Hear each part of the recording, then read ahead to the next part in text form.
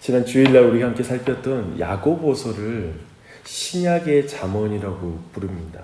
왜냐하면 믿음에 따라서 실천하는 것에 대해서 말하고 있기 때문에 그것을 신약의 잠언이라고 말하는데요. 그렇다면 잠언은 우리의 믿음을 그리고 하나님을 따르는 그 삶을 실천하는 것에 우리가 어떻게 실천해야 될지를 알려주는 책이다라고 이해하면 될 것입니다. 믿음에 따라 실천하는 것, 어떻게 살 것인가를 알려주는 것이 얼마나 중요한 지혜입니까? 부지런히 사는 것이 중요한 것이 아니라 지난번에 또 주일날 말씀 살핀 것처럼 우리의 삶이 갈갈이 찢기고 나서 또 가정 안의 관계들이 깨지고 나서 그냥 열심히 사는 것이 중요하지 않잖아요. 그것처럼 참으로 어떻게 우리가 살 것인가, 바르게 그 지혜 가운데 살아가는 것이 중요하다는 것을 우리에게 알려주고 있습니다. 제대로 사는 것의 중심에 지혜가 있습니다. 제대로 사는 것의 중심에 돈이 있는 게 아니라 다른 어떤 가치가 있는 게 아니라 지혜가 있다고 말하고 있습니다. 그래서 잠언서를 보면요, 지혜가 없이 사는 것을 미련한 삶, 어리석은 삶이라고 말하고 있고, 그리고 마찬가지로 그렇게 사는 사람을 어리석은 자, 미련한 자, 그리고 심지어는 악한 자라고 표현하고 있습니다. 좀 사람이 미련하게 살면 고생스러운데 굳이 또 악한 자라고 말하니까 또 그렇게까지 말할 필요가 있나라고 싶어요. 그런데 지혜가 뭔지를 알면 왜 악한 자인지에 대한 내용이 이해가 됩니다. 지혜의 계량과 관련이 있어요. 우리에게 지혜란 어쩌면 많은 게 지식과 관련된 것을 지혜라고 말할 수 있을 것입니다. 어떻게 할지를 빨리빨리 알아차리는 것, 통찰력, 이런 것들을 지혜라고 생각하는 것이죠.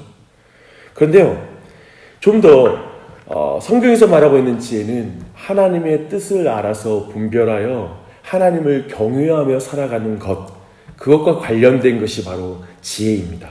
그렇기 때문에 하나님을 경외하며 살아가지 않는 것으로 이끄는 지혜 없는 삶은 악한 삶이라고 말할 수가 있습니다. 특별히 경외심이라고, 특별히 하나님을 경외하는 것이 지혜다라고 잠언서는 시작하자 말하고 있습니다. 하나님을 경외하는 게 무엇인가요? 어떤 두려움과 그리고 공포가 아니라 여호와를 높이고 자신을 낮추는 것이 지혜인 줄 믿습니다. 그것을 말하고 있습니다. 그래서 정말 겸손하게 하나님을 따르는 것, 옳고 그름의 정의를 내가 하는 것이 아니라 하나님이 옳고 그름을 정의하시고 하나님이 말씀하신 대로 내가 그대로 따르겠다. 내가 이해하고 동의해서 따르는 게 아니라, 또 말씀 볼 때 내가 판단해서 가는 게 아니라 하나님의 말씀인 줄 믿고 내가 그 말씀을 듣는 자리에서 따르는 삶, 이런 모든 것이 지혜와 관련이 있습니다. 그렇기 때문에 지혜가 없으면 그건 악한 삶입니다. 악한 사람이라고 말할 수가 있습니다.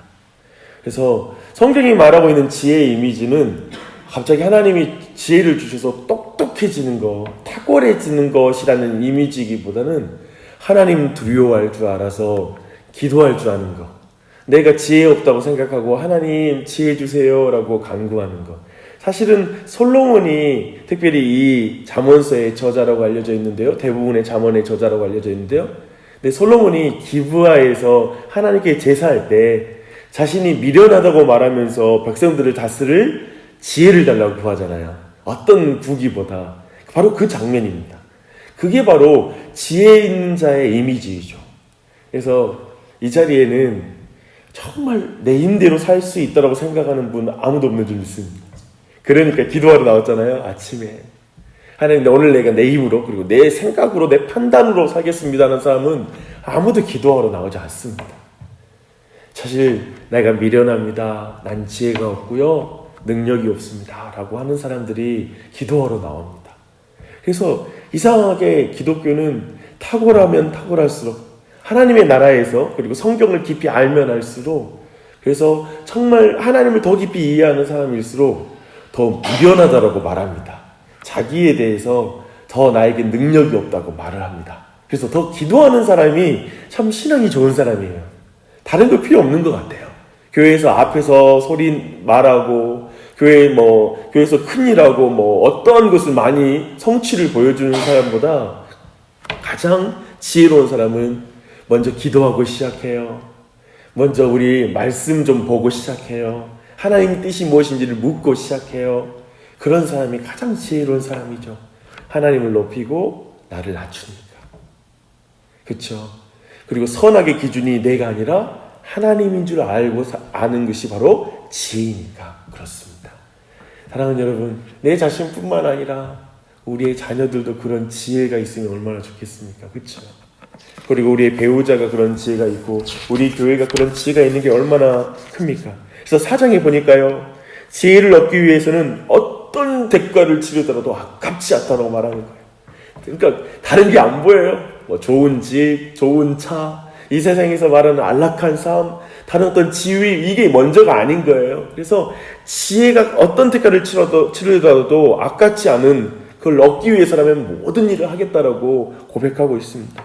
그래서 이것을 마치 아버지가 아들에게 가르치는 가정교육 현장으로 데려가서 이 지혜를 말하고 있어요.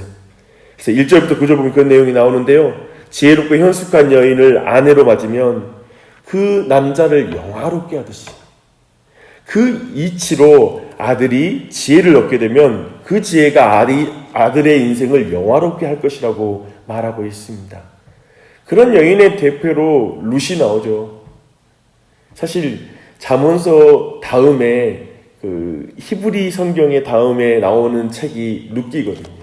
현숙한 여인의 대표인 거예요. 왜냐하면 망한 집안이잖아요. 남자들이 그냥 하나님 말씀 떠나서 베델에서 저 모압 땅으로 건너가서 그 집안이 풍지박산이 났잖아요. 그게 지혜롭지 못하다라는 아주 그 증명이죠. 근데 그런 집안에서 이 이방 여인 룻이 얼마나 지혜로워요. 하나님을 경외하고 자신의 위치를 알고, 그리고 선악의 기준을 하나님께 두고 나아가는 여인이 되자 한 집안이 회복되잖아요. 그 장면을 보여주는데 마치 그와 같다는 거예요. 남자가 좀 부족하고 여러 가지 정말 그렇게 해도 지혜롭고 현숙한 여인을 만나면 그냥 집안이 살아난다라는 것이죠. 인생에서 어떤 배우자 만나느냐 하는 것이 그 사람의 인생에 엄청나게 큰 영향을 미친다면 한 인생이 지혜를 얻는 것은 얼마나 큰 영향을 주겠느냐. 그쵸? 좋은 남편, 좋은 아내 만나도 인생이 바뀌는데 좋으신 하나님이 내 삶의 기준이 되고 내 뒤에 배경이 되시니 야, 그러면 얼마나 좋겠느냐라고 이렇게 말하는 것입니다. 정말 그 주님의 그 지혜가 우리에게 정말 어떤 대가를 치르더라도 꼭 오늘도 소유해야 되고 가져야 되는 그런 가치로 보이는 그런 은혜가 이런 모두에게 넘치길 바랍니다. 아멘. 문제는 인생이 어느 길로 행하느냐에 있는 거예요. 지혜는 정직한 길로 인도하지만 악인의 길은 사악한 길이라고 말하고 있습니다. 지혜를 얻게 되면 지혜가 모든 삶의 자리에서 어떤 길로 가야 할지 알려주거든요. 그래서 사악한 자의 길로 행하는 자들이란 악을 행하지 못하면 잠을 이루지 못하고 남을 기어코 넘어뜨리려 말겠다라고 생각하는 길입니다. 우리 인생길 보면요, 어느 날 밤 누구와의 관계가 틀어졌을 때 그날 밤에 내가 어떻게 하면 저 사람을 무너뜨릴까라고 그 길을 가는 길을 신자로서 밤새내 그걸로 잠 못 들 수 있는 길을 선택하거나 아니야 하나님이 내게 원하시는 게 뭐지? 라고 결정해야 되는 그런 밤들이 종종 찾아옵니다. 그렇지 않아요? 그렇죠? 우리 인생길에 어떤 길을 갈아야 할지 오늘도 우리에게 주어져 있어요. 지혜로운 길과 어리석은 자의 길이 우리의 삶에 놓여져 있는 것이죠. 의인의 길은 돋는 햇살처럼 점점 빛나서 한낮에 광명에 이르게 될 것이라고 18절에서 말하고 있습니다. 그러므로 사랑하는 여러분, 지혜를 얻어야 하는 것이 무엇보다도 중요합니다. 그래서 지혜를 간구하십시오. 그런데 지혜를 또한 지키는 것도 있잖아요. 우리가 받은 지혜를 지키는 것은 마음속에 지키는 것이므로 우리의 마음을 지키는 것이 정말 중요합니다.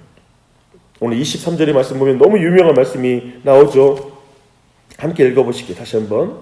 모든 지킬 만한 것 중에 더욱 내 마음을 지키라. 생명의 근원이 이에서 남이니라.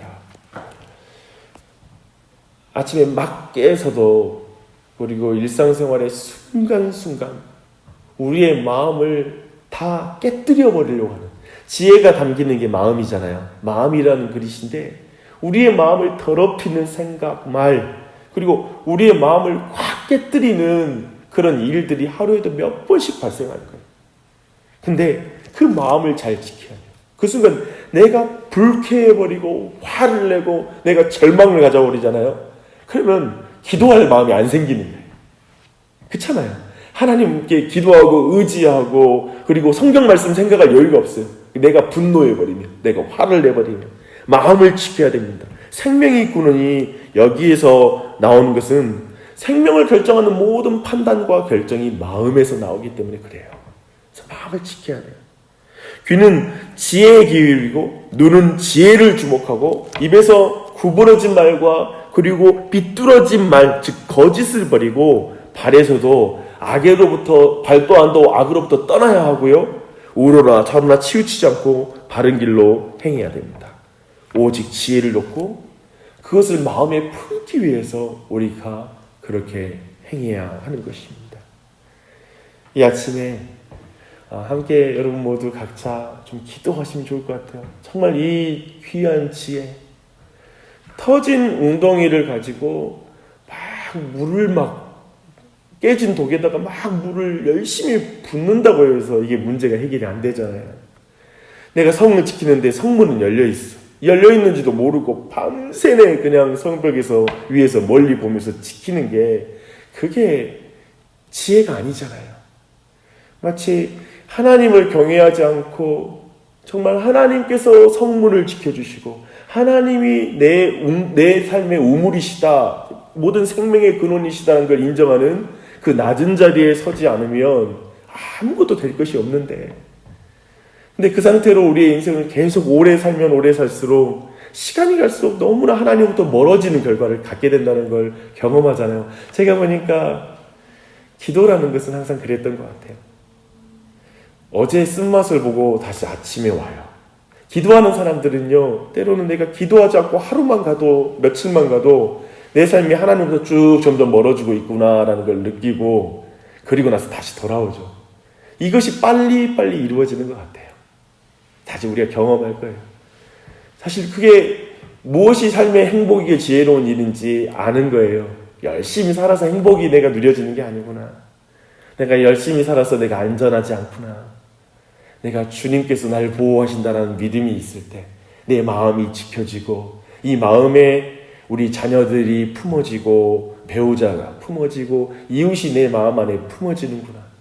이 마음 없으면 깨어진 마음으로는, 더러운 마음으로는 한순간도 내가 다른 사람도 품을 수 없고 하나님의 은혜 안에 깊이 누릴 수 없구나라는 사실을 깨닫습니다. 그래서 이 아침에도 제 자신부터 참 지혜하는 내 마음을 지키는 것의 소중함을 깨닫습니다. 우리 함께 이 아침에 기도하실 때 우리 각자의 마음을 보시면서 기도하시고요. 이 한 주 동안에도 하나님 지혜로운 삶을 살게 해주시옵소서. 제게 지혜를 주시옵소서. 우리 가정에게 그리고 배우자에게 우리 온 교회 다른 어떤 것보다 하나님 지혜를 주시옵소서. 가장 먼저 간구합니다 라는 기도로 나아가는 이 아침이 되시기 바랍니다.